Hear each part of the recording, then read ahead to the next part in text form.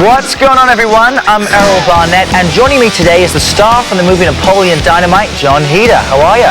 I'm great, thanks. We're going to get to know more about you later in today's show, but first let's begin with what's making news today. The federal government says that when it comes to crime, you're better off in school than out of it.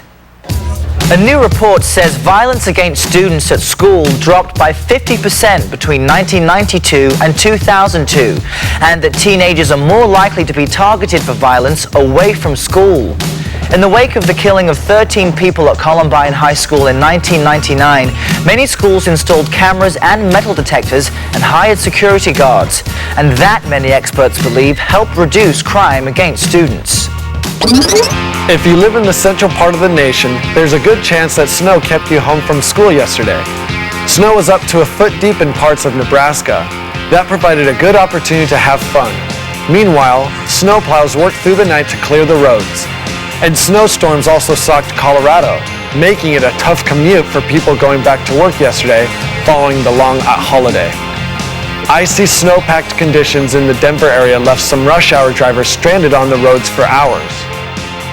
And President Bush has named the man he wants to be the next Commerce Secretary. He's Carlos Gutierrez, who runs one of the nation's best-known cereal companies. Before that, though, he was a refugee from Cuba who learned to speak English from a hotel bellhop in Miami. President Bush calls Gutierrez a great American success story. He's the CEO of Kellogg's Corporation, but he started at the company driving trucks. He understands the world of business from the first rung on the ladder to the very top.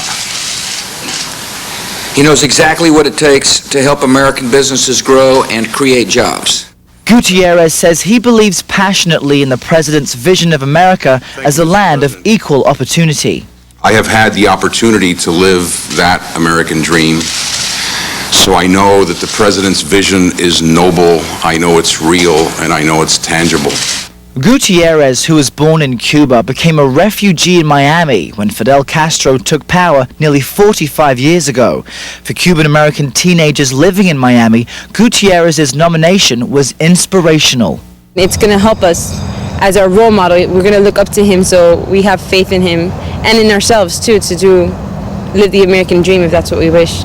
He came to this country without having anything, and he worked his way to the top, and it's a big inspiration to the Cuban community. I think it is significant because it's like cultural mixing.